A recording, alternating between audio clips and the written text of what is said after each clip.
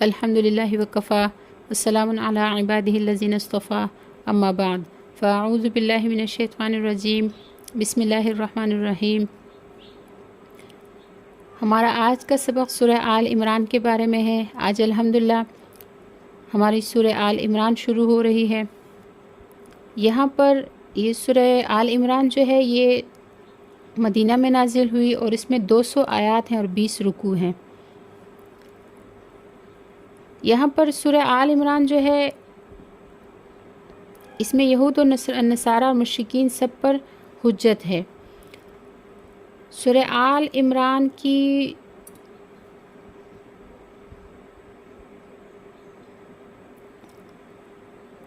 سورہ آل عمران کا شان نزول کچھ اس طرح سے ہے کہ علماء تفسیر نے نقل کیا ہے کہ نجران کے کچھ لوگ جو ہے وفد کی صورت میں مدینہ منورہ آئے۔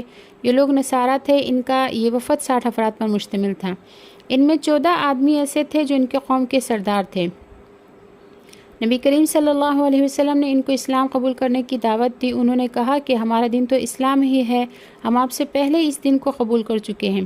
اس پر نبی علیہ السلام نے فرمایا تم جھوٹے ہو اور دین اسلام پر نہیں ہو۔ تم لوگ دین والے کس طرح ہو سکتے ہو جبکہ تم اللہ تعالیٰ کے لیے اولاد تجویز کرتے ہو اور صلیب کی عبادت کرتے ہو اور خنزیر کھاتے ہو۔ انہوں نے کہا کہ اگر عیسیٰ اللہ کے بیٹے نہیں ہیں تو پھر ان کا باپ کون ہے؟ تو نبی کریم صلی اللہ علیہ وسلم نے ان سے فرمایا کیا تمہیں یہ بات معلوم نہیں کہ بیٹا باپ کے مشابہ ہوتا ہے؟ کہنے لگے ہاں یہ بات تو ہے۔ تو نبی علیہ السلام نے فرمایا کیا تم نہیں جانتے کہ ہمارا رب ہمیشہ سے زندہ ہے اور ہمیشہ زندہ رہے گا اور اس پر موت طاری نہ ہوگی، اور تمہارے عقیدے کے مطابق عیسیٰ علیہ السلام کو موت آ چکی ہے؟ انہوں نے کہا یہ ٹھیک ہے۔ نبی علیہ السلام نے فرمایا کہ تم یہ بات نہیں جانتے کہ ہمارا رب ہر چیز کو قائم کیے ہوئے ہے، سب کی حفاظت فرماتا ہے اور سب کو رزق عطا فرماتا ہے؟ کہنے لگے ہاں ہم اس کو بھی مانتے ہیں۔ نبی علیہ السلام نے فرمایا تو اب بتاؤ تم کہ عیسیٰ علیہ السلام ان میں سے کسی بات پر قدرت رکھتے تھے؟ انہوں نے کہا کہ نہیں، ان چیزوں پر وہ قادر نہیں تھے۔ پھر نبی علیہ السلام نے ان سے سوال کیا کہ بتاؤ کیا عیسیٰ علیہ السلام ماں کے پیٹ میں نہیں رہے جیسا کہ اور بچے رہتے ہیں؟ پھر ان کی اسی طرح پیدائش ہوئی جیسے کہ دوسرے بچے پیدا ہوتے ہیں، پھر بچوں کی طرح انہیں غذا دی گئی اور وہ کھاتے تھے اور پیتے تھے اور حالت حدث بھی ان کو طاری ہوتی تھی۔ وہ کہنے لگے کہ ہاں یہ بھی ٹھیک ہے۔ تو نبی علیہ السلام نے فرمایا پھر ایسے شخص کے بارے میں یہ کیسے ہو سکتا ہے کہ وہ اللہ پاک کا بیٹا ہو؟ یہ بات سن کر وہ لوگ خاموش ہو گئے اور اللہ جل شانہ نے سورہ آل عمران کی ابتدائی آیات نازل فرمائی جن کی تعداد 80 سے کچھ اوپر ہیں۔ یہاں پر اللہ رب العزت ارشاد فرماتے ہیں الف لام میم، یہ حروف مقطعات میں سے ہیں یہ الفاظ، ان کا علم جو ہے وہ اللہ کو پتہ ہے، یعنی اللہ جانتا ہے کہ اللہ تعالیٰ کی مراد ان الفاظ سے کیا ہے، ہمارا کام ان پر ایمان لانا ہے۔ آگے اللہ رب العزت ارشاد فرماتے ہیں اللہ تعالیٰ ہے، لا الہ نہیں ہے کوئی معبود الا مگر هو الحی القیوم، وہ اللہ جو ہے وہ حی ہے اور قیوم ہے۔ حی یعنی زندہ، جو ہمیشہ سے زندہ ہے اور ہمیشہ زندہ رہے گا، اس سے کبھی موت نہیں آئے گی، اور قیوم جو ساری مخلوق کو قائم رکھنے والا ہے، اسی نے سب کو پیدا فرمایا ہے، وہی سب کی پرورش فرماتا ہے اور اسی نے سب کو وجود بخشا ہے اور سب کا وجود باقی رکھا ہے۔ وہ جب چاہے گا سب کو فنا کر دے گا اور وہ خود ہمیشہ سے ہے اور ہمیشہ رہے گا۔ پھر آگے اللہ رب العزت ارشاد فرماتے ہیں نزل علیک الکتاب، نازل کی آپ پر کتاب بالحق، حق کے ساتھ، مصدقاً، اور یہ کتاب جو ہے تصدیق کرتی ہے، لما ان کتابوں کی، بین یدیہ جو اس سے پہلے تھی، وانزل التوراۃ، اور اللہ تعالیٰ نے نازل کی تورات، والانجیل، اور انجیل کتاب، من قبل اس سے پہلے، ہدن وہ ہدایت تھی، للناس لوگوں کے لیے، وانزل الفرقان، اور اللہ تعالیٰ نے نازل کیا فرقان کو۔ ان الذین، بے شک وہ لوگ، کفروا جو انکار کرتے ہیں، بآیات اللہ، اللہ کی آیتوں کا، لہم ان کے لیے عذاب شدید، سخت عذاب ہے، واللہ اللہ تعالیٰ عزیز ذو انتقام، زبردست انتقام لینے والا ہے۔ یہاں پر اللہ رب العزت فرماتے ہیں کہ آپ پر اللہ رب العزت نے کتاب یعنی قرآن مجید نازل کی جو کہ اپنے سے پہلی کتاب تورات انجیل کی تصدیق کرتی ہے، اور وہ کتاب تورات اور انجیل اس قرآن سے پہلے لوگوں کی ہدایت کا ذریعہ تھی، اور اللہ نے آپ پر فرقان نازل کیا۔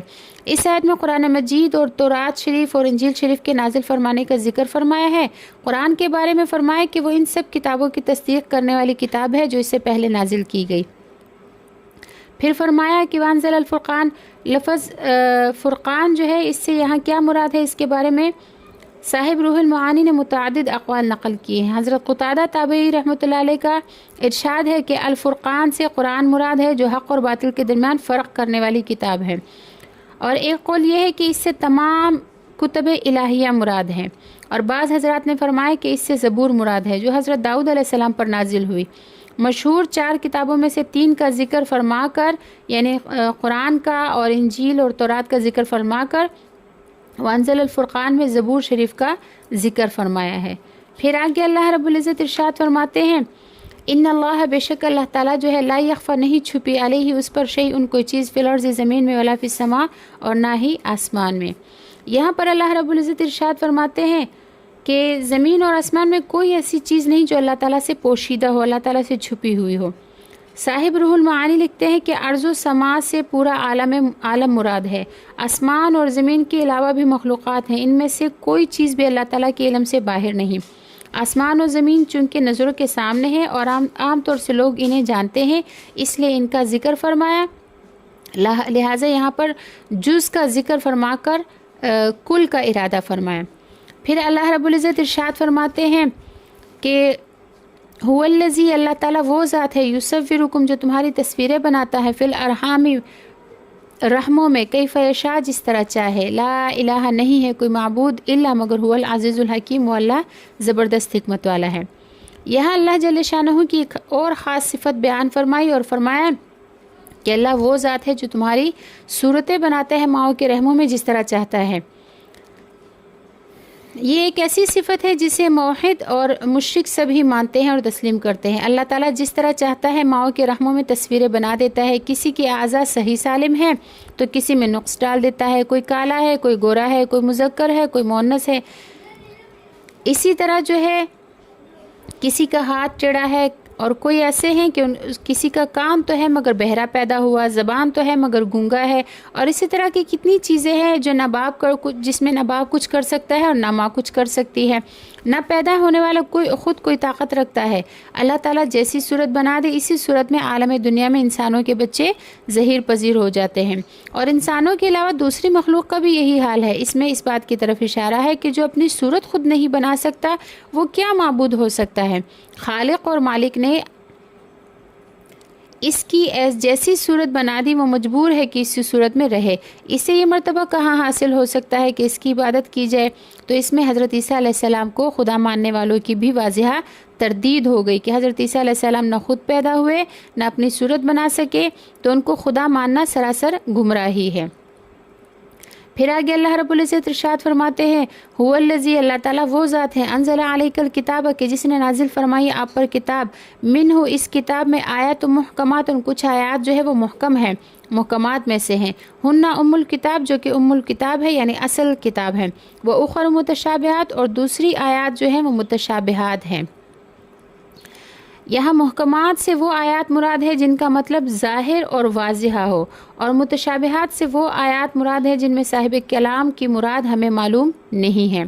پھر آگے اللہ رب العزت ارشاد فرماتے ہیں فَأَمَّا الَّذِينَ، بہرحال وہ لوگ فِي قُلُوبِهِمْ زَيْغٌ جن کے دلوں میں کجی ہے، فَيَتَّبِعُونَ وہ پیچھے پڑتے ہیں ان آیات کے ما تشابہ منہ جو ان میں متشابہ ہیں، ابتغاء الفتنۃ فتنہ تلاش کرنے کے لیے، ابتغاء تاویلی اور اس کا مطلب تلاش کرنے کے لیے، وما یعلم تاویلہ اور نہیں جانتا کوئی اس کا مطلب الا اللہ سے مگر سوائے اللہ کے، یعنی اللہ کے علاوہ کوئی بھی ان کا مطلب نہیں جانتا۔